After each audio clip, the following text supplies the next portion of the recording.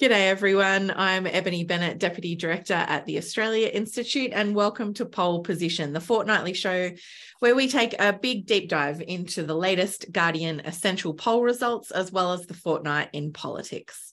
I'd like to begin by acknowledging that I live and work on Ngunnawal country and Ngambri country and pay my respects to elders past and present. Don't forget to head on over to the australiainstitute.org.au where you can find all our upcoming webinars. Next week, we'll be getting into offsets and credits with Richard Dennis and Polly Hemming and digging into the myth of nature markets. That should be a great one. And down the track in December, we'll be talking to Finnish education expert Pasi Solberg about how equity drives excellence in the Finnish public school education system.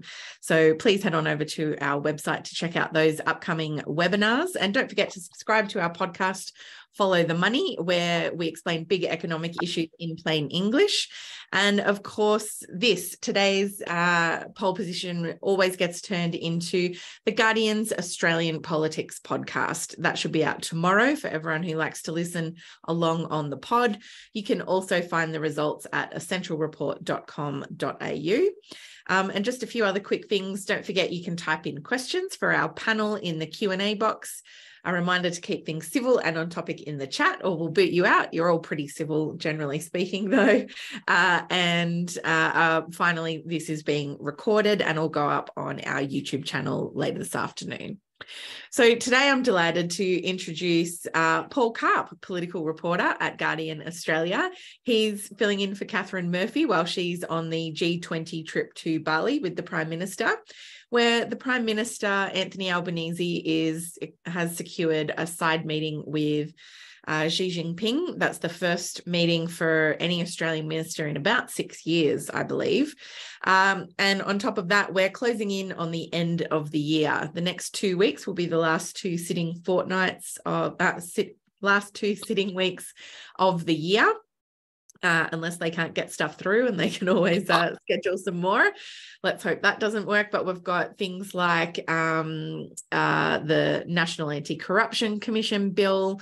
We've got a whole range of legislation still on the agenda, including the IR bill, which the government really wants to get through. And at the moment, IR is a hot topic with a lockout happening with the Australian Maritime Union at our ports and various other things. So as always, there is plenty to discuss in politics. And joining us to dive into, as usual, the poll results is Peter Lewis from Essential Media. So thank you, Paul and Pete. Paul, if I can just come to you first, just to kind of set us up for where we are in the last fortnight in politics and, you know, the couple of weeks ahead. The Prime Minister's obviously off at the G20, but there seems to be a fair bit happening in his absence. Yeah, so the government has specified a number of election promises and bills that it wants to get done this year. And some of that might be helped with by the opposition passing legislation, such as the National Anti-Corruption Commission. But some of it's going to come down to the wire and still negotiating to get that one last Senate vote that they need when they have the Greens on side, but the coalition opposed. So on the industrial relations bill, they're still trying to get David Pocock over the line to support that. And I think that will be a big focus in the last fortnight of Parliament.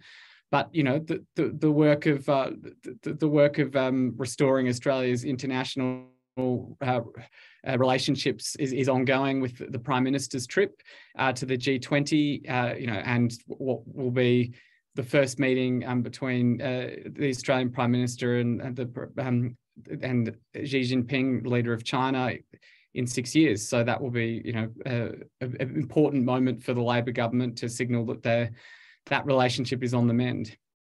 Yeah, because that's been in the deep freeze for a long time now. So I can already hear a bit of expectation management that the meeting in itself is a win, which I think is true. But obviously the government's still aiming to get things like those trade sanctions dropped against Australia. How much is this, I guess, a promising sign that things are beginning to thaw there? There has been a thawing because previously there had been, China's 14 grievances against Australia, and there was talk of preconditions like why would we meet and until we know that there's a good outcome that's going to be achieved. Australia has to do something before we'll meet with them. China has dropped any requirement for preconditions before meeting, so the fact of the meeting going ahead without either side having to concede anything is actually itself an improvement.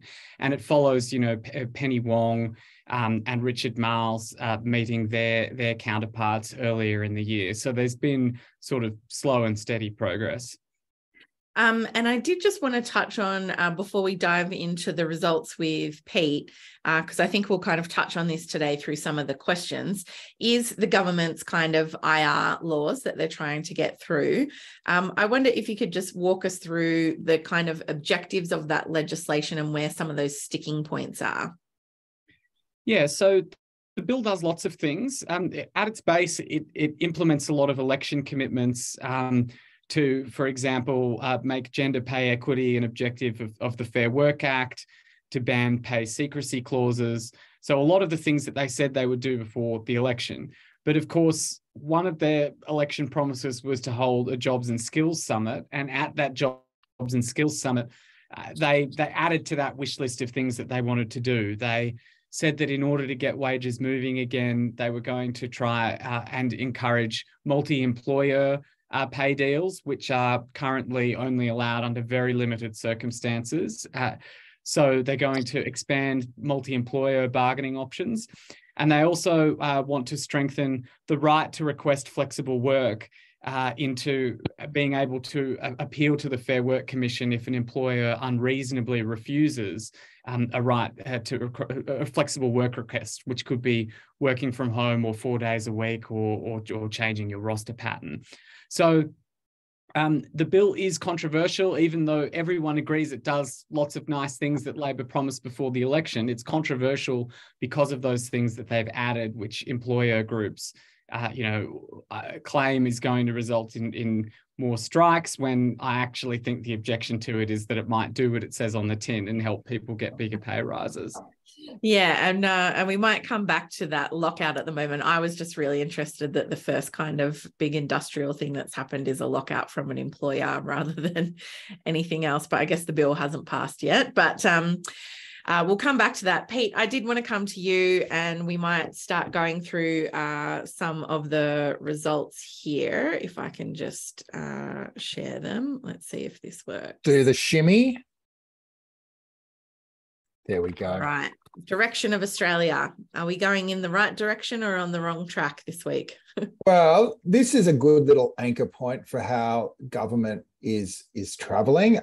We'll have a couple of other questions to contextualise this in just a moment. But as you can see, the story of 22 is that for the majority of respondents, Australia changed direction quite markedly around May. There was a certain event that occurred in May, change of government, and the sense, not so much, there's a bit of a jump in the right direction, but the sense that things are on the wrong track had dropped. You can see that rising up a little bit over the last couple of months. So it's gone from being in the 20s to the mid 30s. Cost of living is a real pressure on any incumbent government. These numbers say that the new government is, to a degree, resilient, but in no way immune from those bread and butter pressures. And as Paul was suggesting, the IR laws is partly a response to that, along with many other things. Yeah. But if you think we're on shaky ground, we also, given that it is summit season, we thought that we would ask people where they thought other major parties were, or major powers were, in terms of heading in the right and the wrong direction. So, we've got down the bottom of the table, most of us believe that Russia, under a warmongering despot, is heading in the wrong direction. Most people see China under, a surveillance statesman, heading in the wrong direction. America, I wonder if those numbers have been different, if the red wave had actually broken. But again, people see America as a bin fire and Britain as a bit of a mess as well. Yeah, it's interesting. I put a piece up in The Guardian just looking at the context of, the G20 summit, where in that room there is the Crown Prince of Saudi Arabia who kills dissidents. There's Putin's designate. There's a new Italian Prime Minister who does more than nod at the legacy of Mussolini. Democracy is a diminishing faction on the world stage. And while I think elections in Australia this year, and let's also say the midterms in America and also the recent Brazilian elections, means that you wouldn't say democracy is dead, there are real tensions, and they swirl around a bunch of different issues, including the pandemic, including global cost of living, including the war, including climate change, and including the way that technology is dividing us. So it's just interesting. Like, we're looking at the world at the moment, and we're saying it doesn't look like a place I want to be in. Yeah.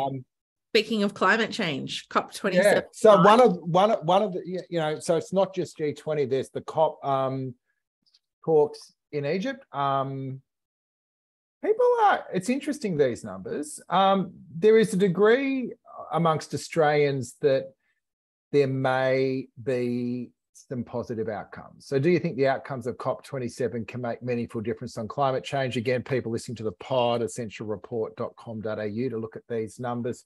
17%, yes, they definitely can. 33%, they probably can.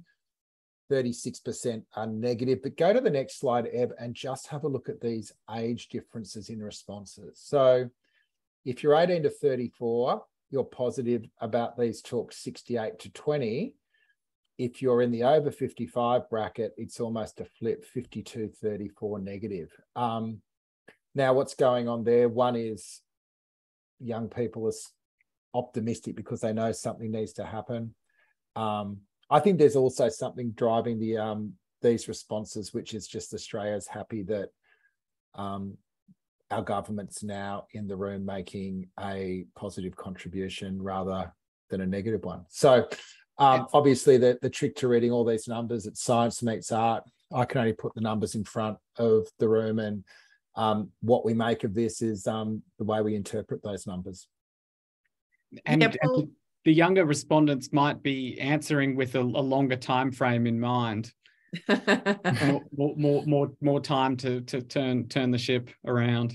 Well, definitely more skin in the game as well, Paul, right? Absolutely. Well, we might go on to the next slide, which is about the new industrial relations pledge. And look, we were talking before about how it's really important when you ask questions about contentious reform to make sure you're not begging an answer. Particularly a company like Essential that works on the progressive side of politics, we're always very careful we're not trying to get progressive outcomes from our polling questions, because that doesn't do any good to anyone. So in terms of two propositions, which is really the debate going on at the moment around these IR laws, the first, the legislation is the key to getting wages moving and gives power back to employees. 50% agree with that. On the other, the contra argument, this legislation gives too much influence to unions and will be bad for the economy and business, 27%. So almost half, with 23% unsure. You wouldn't say that debate is done and dusted, but what you would say is that in terms of delivering on an election mandate, Labor has a strong argument. But then if you unpeel that the next layer down, what you see here is strong support for the key provisions. These are all elements of the package that Labor is trying to get through the Parliament at the moment. Strengthen the power of lower paid workers to negotiate pay rises. 72% support, 7% opposition. Strengthening workplace laws to close the gender pay gap. 70% support, 10% opposition. Giving employees more power to have flexible work conditions. Again, that's 66% support, just 13% opposition. And giving workers the ability to join together across different workplaces to collectively negotiate pay rises, i.e. the industry-wide bargaining, 62% support, 14% opposition. So the other thing, we haven't got a table here on this, but if people go into essentialreport.com.au, they can look at the party breakdowns. On each of those propositions, a majority of coalition voters say they support. A majority of independent supporters vote as well. So I think there is obviously, we're at the point where vested interests are trying to pare back anything they can in that negotiation phrase. But the big picture to me is that Labor went to an election with a promise to get wages moving. This package is broken down into a series of elements that have broad public support. And the argument that there is a reason to block them, I think is hard to justify. One more thought before we move forward, which sort of rounds out my column, but it's also a shout out I want to make on this webinar and also this podcast, that if we think about attacks on democracy, one of the really critical elements driving that is economic inequality. Populism thrives off people being disengaged from the economy. If you look at one of the key areas of driving inequality, it has actually been the attacks on workplace democracy and unions over the last 40 years. So in a way, these laws are not just about what's in front of you, which is the specific industrial provisions. It is also about putting a worker's voice back into the way the economy operates. So I think the legislation is actually more important than may meet the eye. Yeah, Paul, Pete makes some interesting points there. Certainly some of the more draconian legislation that's passed the Australian Parliament in recent decades has been really aimed at smashing the unions. But I thought it was really interesting there to see when you lay out the kind of different objectives of the bill, there's very strong support. But there's been a lot of pushback, obviously, from business and employers. How strong is that, do you think, and how confident is the government feeling that they've actually, they've got the people with them on this? Well, I think I think that the bill, it uses a lot of technical jargon to explain how the different streams of pay deals with multiple employers is going to work. And so that can be very off-putting to people. It doesn't surprise me that a good, quarter of people are unsure what they think of the bill in that first result. And so there is some, fertile ground there for a fear campaign or a, mining tax style campaign against this bill if it does carry on, the debate into next year. But that said, the support is almost 2-to-1 in favour of each of those measures. And I think part of that might be that people can be very, that people might be responding with a sort of tribal concern to giving too much influence to unions in the first question. But when you actually pose each of the individual measures to people, some people that might not be union members might like the sound of things like, having more control over which days in a week they work or the things that are designed to get higher pay rises. So it doesn't surprise me that there's support for a lot of the measures. I think that there's a lot of potential for fear campaigns if the debate drags on much longer. So I think the Labor's pitch to David Pocock is going to be, if we're going to do this, we should do this now. And, it's better to overreach in favour of helping working people than in the other direction. Yeah. Can I just also say, I have not seen anything in my research in at least the last decade that says to me that union power is a genuine concern for people. I've seen the New South Wales government up here trying to run a big scare campaign that the unions will be controlling the country again because the rail, tram and bus unions currently trying to, make the railways safe. But the rhetoric, it's almost like muscle memory that the unions are going to take over the show, and the employers call it, the Tory MPs call it, I know there's no red in teal, it's blue-green, but I think they miss a trick when they start falling into the trick that the unions are going to be taking over the country again. I think the median voter might not be persuaded by that because they have so little experience of unions that's not a positive or very scary thing. They don't feel strongly about it in either direction. But if you look at how the coalition voters responded to the first question about the bill overall, as opposed to each individual measure, I think that there are some people that have a partisan affiliation to the coalition that do respond to that. The base would respond to that. Yeah. Can I also, just before we move on from unions, I just want to get this out. I don't know if it's to this beautiful room now, but at the other big global conference that is being held over the next week is the International Trade Union Confederation that is having their biannual conference in Melbourne.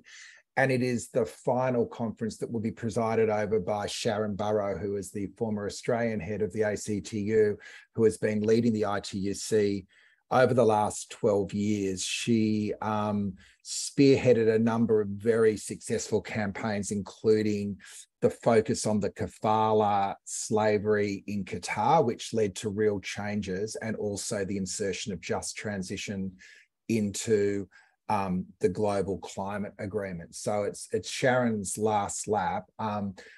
Global unions is not something that the press pack will be all over, but the work that has been done internationally, particularly through the pandemic, to represent the interests of workers globally has been really, really significant. And if you'll indulge me, I know the Australia Institute Centre for Future Work has today put out new research on the impact on wages growth if the collective bargaining is restored, multi-employer bargaining. So you can check that out at futurework.org.au. I did want to come back now to the slides on COP, because that's underway at the moment and to wrap up soon. I think you might have. Oh, yeah, there is some. I think we've done COP, but multinationals, and then we've got some stuff on our favourite digital platform that's owned by a crazy billionaire. So in terms of another binary, like government should do more to ensure multinational companies pay their fair share of tax. 70% want to government to do more, but 21% don't say the government shouldn't do more. They just say it's a waste of time because companies will always find a way through. People still choose to believe that government can do something, is my take out from that slide. Yeah. And, I think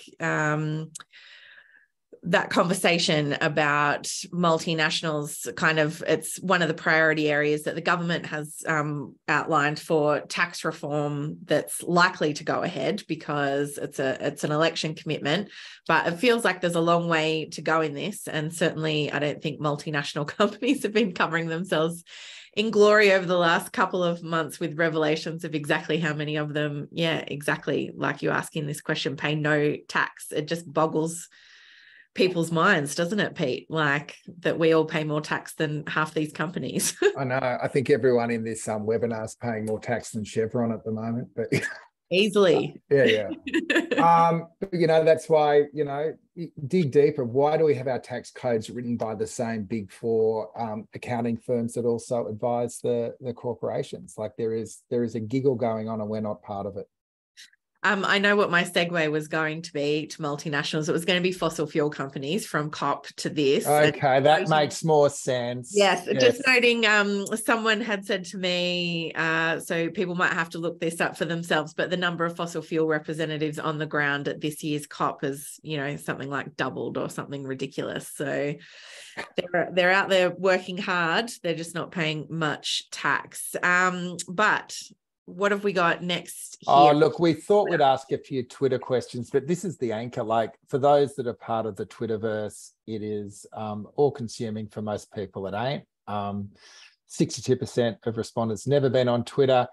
The one I find interesting, how could you go once a month or less? Like 7%. So you're going in there once a month and going, anyway. There is still, a diehard core and probably a lot of people here who have been very exercised by Elon Musk's takeover. I must say, quitting Twitter because the ownership change is about the most Twitter thing anyone on Twitter could ever do. Like it's peak Twitter, but it is interesting. So we asked some general questions. Should politicians use Twitter? 43, 41 say it is inappropriate. politicians should use Twitter to engage with people, but also focused on other ways to engage. 41, 12, 16% see it as a vital channel for people to hear about news. They'd be the people that are on Twitter. What was interesting is those people that are off Twitter don't think politicians should be on Twitter either. But, you know, I've done a lot of thinking on the way that digital spaces can either support or undermine civil discourse and democracy. I think of all the platforms pre-Musk, Twitter was doing the most interesting in terms of coming up with models to sort of take a bit of the anger out of their ecosystem. There was this really interesting program that developed where they were building friction into the system by giving you a nudge if you just retweeted something without reading it, saying, hey, do you think you should read that first? Just some things like that, which also caught a lot of bots. Last question here. Twitter is an open forum for everyone to say anything they want. 52% of people agree. Just 21% see it as a reliable information source. And only 20% reckon they're doing what needs to be done to protect users from hate speech, lies, and misinformations. Two final outtakes of those Twitter questions. One is that Twitter's influence is, it is easy to feel it's exaggerated because the people that tend to be on it are people that are part of the public debate, but there are a lot of people that just don't go anywhere near it. And that what is happening to the platform by taking away any of the infrastructure of civility is probably going to make it even less relevant than it's been in the past. Yeah, Paul, what's been your take of how that's all unfolded with Elon Musk's takeover? Well, he's completely torched the point of what verification is supposed to be. Verification is supposed to tell you that that person is who they say they are, or does, you know, work at that organization, and that's gone now. And you get the tick if you pay $8, but you have, in order to differentiate who is someone who was previously verified versus someone who's just paid for it, you've got to click through and sort of read a little blurb about why they have the tick. So it's just created this a space for parody and impersonation, and that's not okay when it's directed at Elon Musk, but when it's directed at Disney and companies trading on the share market and other celebrities, that's still going on. It's all really bizarre, and I fear like the way that he's going to try and get people onto that is to deprioritize the tweets of anyone who won't pay that fee, and as a result, it's like it's like putting the spam at the top of your inbox instead of over there in that separate inbox that you don't need to look at. It's like putting the spam at the top. It just sort of beggars belief. And look, Ebony, I know this isn't an episode of Burning Platforms, our tech podcast, but I also don't necessarily have a problem with charging people to use platforms, because I think free is one of the issues that leads to abuse. There was always that whimsical sense, if you want to get rid of spam, just make emails cost 2 or 3 cents to send. I don't think that the buying accreditation and verification as a privilege is necessarily something that I endorse, but I'm not ready to rule out all the measures Musk is taking immediately without sort of seeing how they play out a little bit. So I'm not one of those ones who's running off Twitter going, oh my God. I'm actually curious to see what comes out the other end, because I think that the way it was working wasn't necessarily great, and that whole elite blue tick thing of the two classes, I'm not convinced that was something that was necessarily either fair or productive either. Yeah, I'm sticking with the platform for now, just because I can't figure out how to sign up for Mastodon. That's not an invitation to tell me. There's plenty of explainers out there, but if I mansplaining, that's too much effort for me. That's too much of a high bar. Paul, just coming back to climate briefly. I know we're kind of headed into another La Nina summer.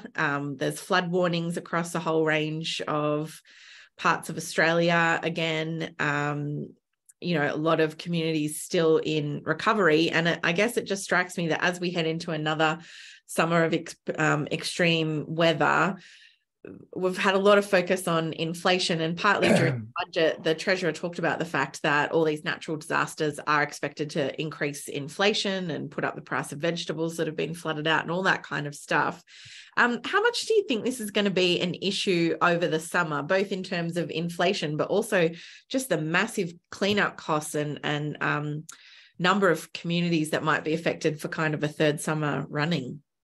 Well, that's something else that they have to do between now and the end of the year. Is they promised an intervention in the electricity market, and so they're looking at a mandatory code of conduct that will involve price caps on gas and coal that should flow through to retail electricity prices. So that's a big deal. I mean, to have the Secretary of the Treasury recommending that in Senate estimates the other day, for that to be an uncontroversial idea at this point, because gas companies are just making so much money due to the invasion of Ukraine. Like it really is quite an interesting moment that the price rises are so bad and the case is so strong for that intervention.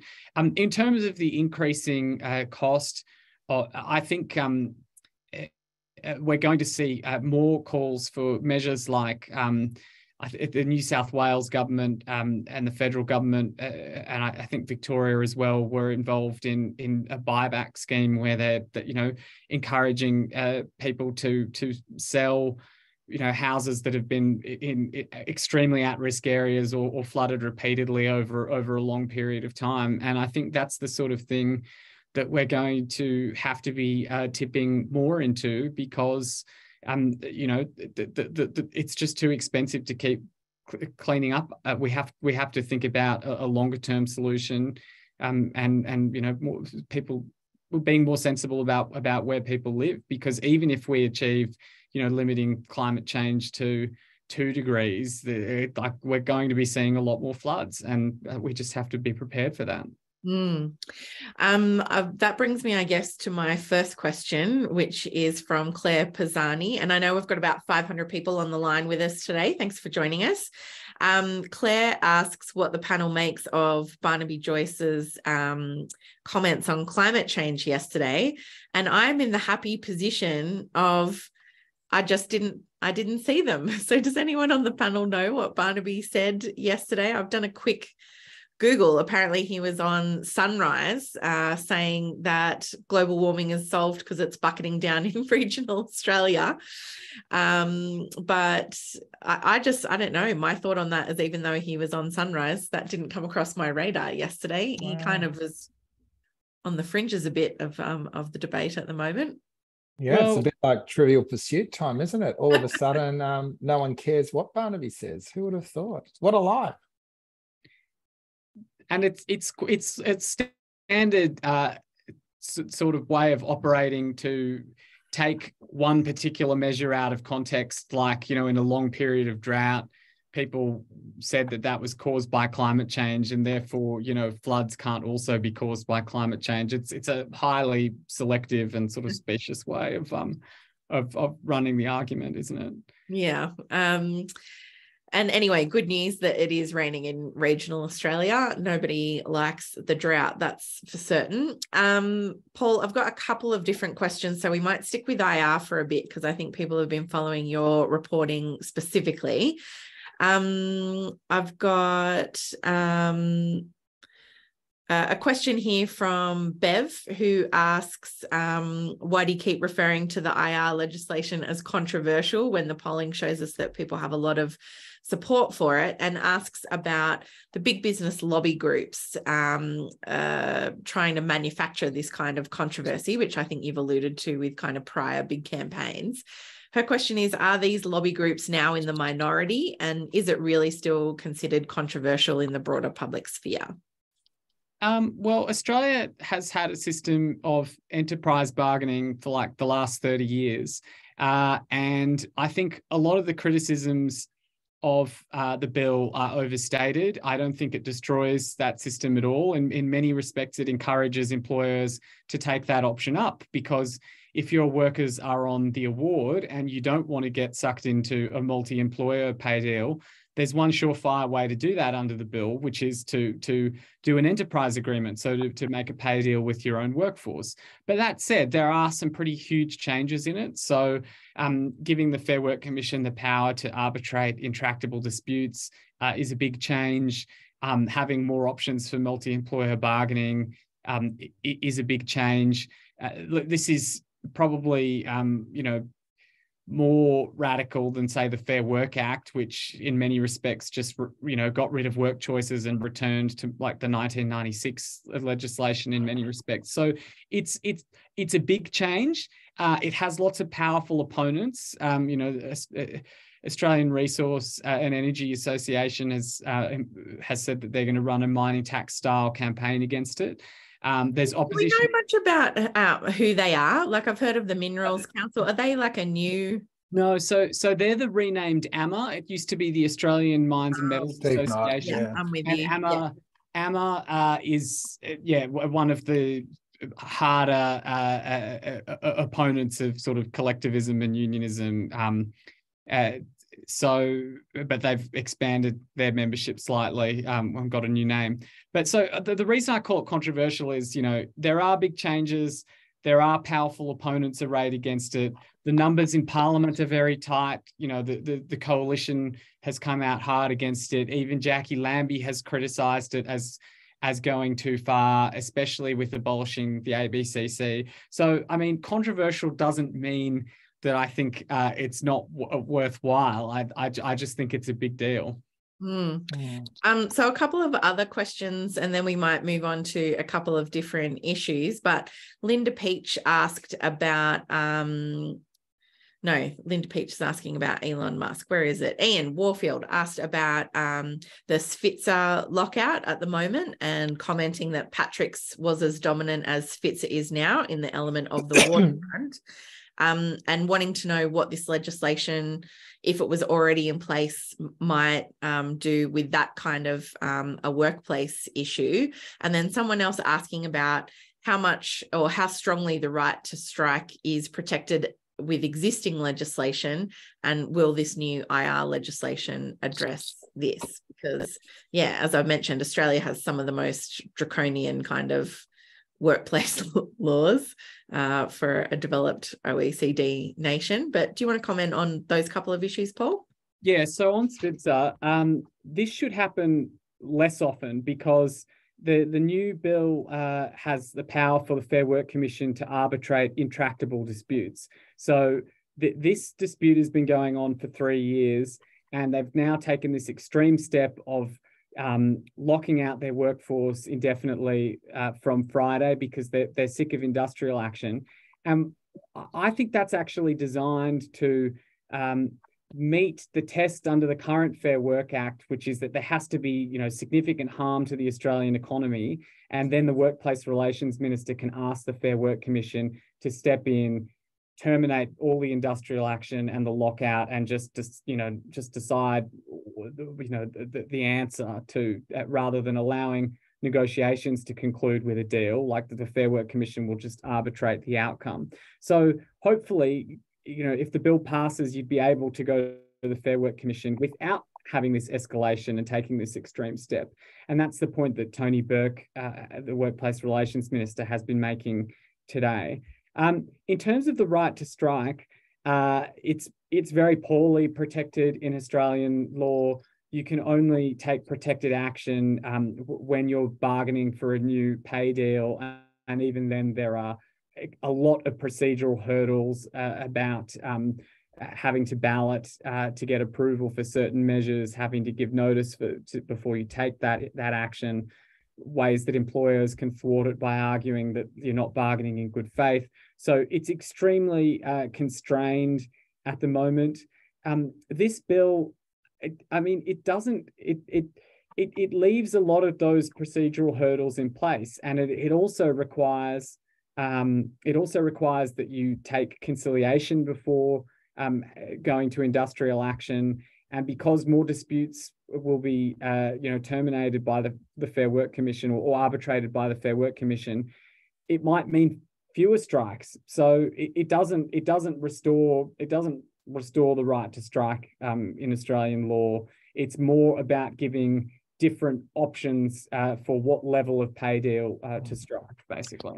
One of the things Tony Burke was really strong on before the election was that a lot of the creep of employer power had been through the fine print of legislation, that the downward pressure on wages was about employers across industries undercutting each other or restructuring companies, not engaging in good faith bargaining. So it wasn't as if it was a bit like, rather than it being a sledgehammer of work choices, there have been lots of little bangs. And what these laws are looking to do is sort of tighten up the system in a whole lot of different places with the presumption, and I think it bears out in our polling, that it is better to have a counterforce to employer power than not to. Now, how that operates, how that is constituted, how unions adapt both their processes but also their tactics and strategies to deal with that new environment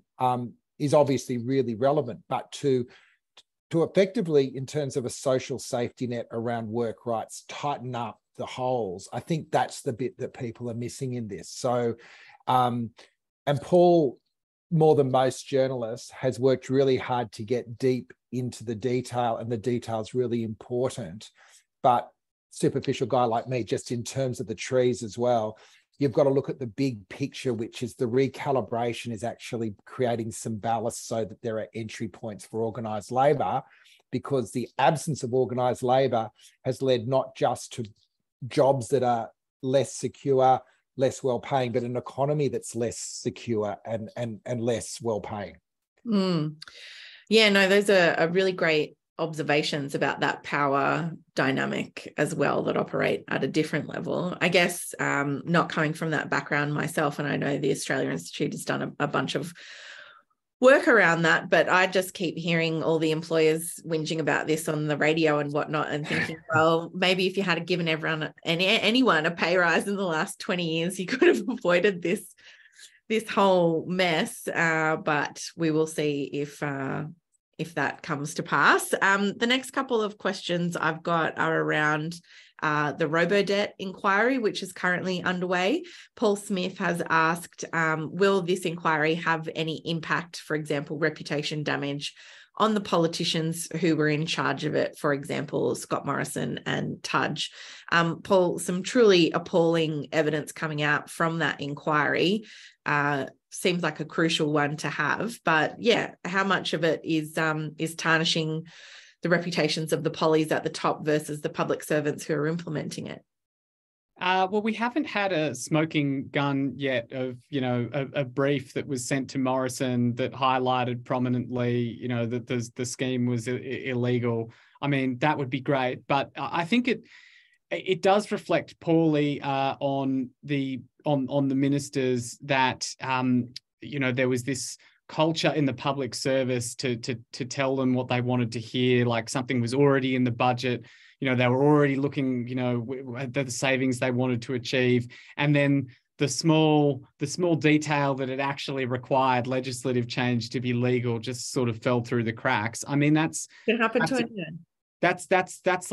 pretty terrible system. And but I think the public service, the politicians are more to blame for eroding the impartiality of the public service to the point that people just understand that they have to progress this measure, even though it's questionable and may not be legal. That's more the problem that we've seen so far. We haven't seen some willful and deliberate thing from the minister pushing on, knowing that it's illegal. But it's bad enough what it's already uncovered, I think. Yeah, definitely. Some of that reporting, I'm not sure if you've been following it, Pete, but yeah, the kind of indifference towards what was happening. And of course, we've just seen the devastation that it had for so many people. How much do you think that's playing out in the public arena? Well, look, the human stories of people who were beaten into the dust by algorithms and their masters who didn't listen is a tragedy. The other consequence of robo-debt, of course, was that we have all lost faith in government's use of technology to deliver government services. And I always put forward a mind experiment that goes something like this. Imagine if instead of finding ways of going after poor people to accuse them of overpaying them and kicking them off government support, the first use of algorithms and this so-called smart technology had been to go and find people who weren't getting benefits or payments that would due, they're entitled to. How different the way we would be looking at this technology would be. So there are all these ways in which matching up data and understanding where citizens' needs are can create really good policy outcomes, but instead they use as a way of cutting costs, and it's totally destroyed faith in government deploying these technologies. So the other part that I hope will come out of this Royal Commission is what is best practice for government to use artificial intelligence or whatever you want to call it to drive better policy outcomes and critically to make sure that people get what they're entitled to. So I think it was A, a tragedy, B, an absolute wasted opportunity that will probably cost government a lot more than the damages that will be claimed against them in the wash-up. Yeah, there's nothing inherently wrong with, matching what people tell the government with another data set over here that the ATO has. It was all the assumptions that were made, averaging their income over periods of time to come to conclusions that were unfavorable to the welfare recipient, illogical conclusions that must have been your income in that period and therefore you must owe a debt of this amount. And then leveraging that to make a threat against them that unless you pay up or provide more documents, which will then give us the actual basis for alleging there's a debt. It's all those effectively things. Reducing the onus of proof as well, though. Reversing, yeah. Yeah, there's the mere use of the data to spot inconsistencies. There was nothing wrong with that. It's the assumptions that were made and the threats in the letters and asking for money when the legal case wasn't there. And even petty things like not including a phone number where people could call and just forcing people to interact on, online. Nudge for evil instead of nudge for good. That's right. Speaking of evil, people are wondering about the passage of the National Anti-Corruption Commission and are keen for the panel's thoughts on the government cooperating, in quotes, with the coalition on the Integrity Commission. Paul, what's the latest on that? So there was a joint parliamentary inquiry that recommended some quite minor changes to the bill, but otherwise reached a consensus report. Crossbenchers, including Helen Haynes and the Greens, such as David Shoebridge, are going to move amendments, particularly to lower the threshold for public hearings to get rid of this exceptional circumstances test, which is a very high bar to have a public hearing, and people fear might have been put in by the Labor government to appease the coalition. But I think what we're going to see is those amendments put up in the Senate, voted down by Labor and the coalition. And then I think the bill in basically its current form, just with those few small tweaks that the committee agreed on, I think it is going to sail through where there's going to be almost no one voting against it, no division called. I'm not sure we're even going to see the numbers or voting against it at all. I think it could go through unanimously. Pete, what are the optics of doing that kind of a deal with the coalition on this? I feel like we're in this period of a new way of doing politics where everyone's collaborative again, and we can agree on some things and disagree on the others without, suspecting people's motives. But, the coalition, for a lot of people, they look at the sports rorts and all of that kind of thing as the example of where things were going wrong and processes were corrupted, if not corrupt in actual fact. We're not saying that, but what's the optics, in your opinion, of this a stitch up with the coalition on more controversial provisions like the public hearing stuff? Is it a good look, or will it go over well with the public who's looking for cooperation nowadays? I don't think the optics are as important as the long-term integrity of the new body. And if Dreyfus can find a way of getting the support of both the coalition and the independents and the Greens, it will lock in a long-term body. I think the risk of having it contested is it becomes a political football, which will also undermine its outputs. So if you think about optics, if the coalition says this is overreach and votes against it, it will diminish any inquiry into a coalition politician because it will be seen as a political body. Whereas if they can land multi-partisan support for this body, so it will be a stronger body. I think that is in a way self-evident. Obviously, there are points at which it is not worth making those changes to have a meaningful body, but I think that's the matrix the government's looking at it through at the moment. I think the real trust mark still is Helen Haynes, who was the champion of this in the last parliament. Listening to her comments, she basically says, this is a good piece of legislation. I will keep working to have more amendments put through, but I don't want people to think that this is a bad piece of legislation. I'm trying to rescue. This is basically good, and I'm trying to make it better. I think having it multi-partisan is the best way to ensure its long-term future. But I think that having the extremely high threshold for public hearings sets up a lot of fear and mistrust when it actually begins its work, but we don't actually see a public hearing. It will be operating for years without a public hearing, and we'll get a situation like in Victoria where reporters will report in dribs and drabs that there is an investigation open and so has been interviewed, and it's going to breed sort of fear and mistrust where people are angry at the reporters saying, oh, you should wait until the report's finalised, and people are wondering why are the reporters reporting inquiries into the Daniel Andrews government, basically by not being able to see the evidence arrayed against people and hear their answers in public hearings, I think it makes for greater distrust. And the IBAC commissioner in Victoria lobbied against the exceptional circumstances test at the federal level and said that they would have preferred for those big matters that are currently being reported in Victoria to have been public hearings so everyone could see it.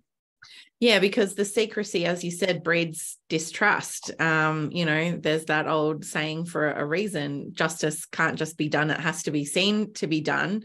And yeah, I think there is a real problem there for how people perceive this. If, as you say, it's going to be years before we see anything, or a report pops up down the end and no one's got any context for it. I don't see how that's any different to a secret Phil Gaetjens report into the internals of the public service, or any of these other things that people have been railing against because they were secret.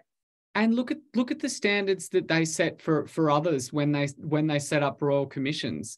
Like, do we accept that royal commissions, destroy people's reputations, so we can't have royal commissions into robo-debt, pink bats, trade unions, institutional child sexual abuse? I mean, those were all people in the dock, for months and months, and hearing all the evidence and making a judgment as it was going about, who had questions to answer and who was answering them and who wasn't. Yeah. That's still probably got in the that you think that'll pass in the next fortnight of sitting, Paul?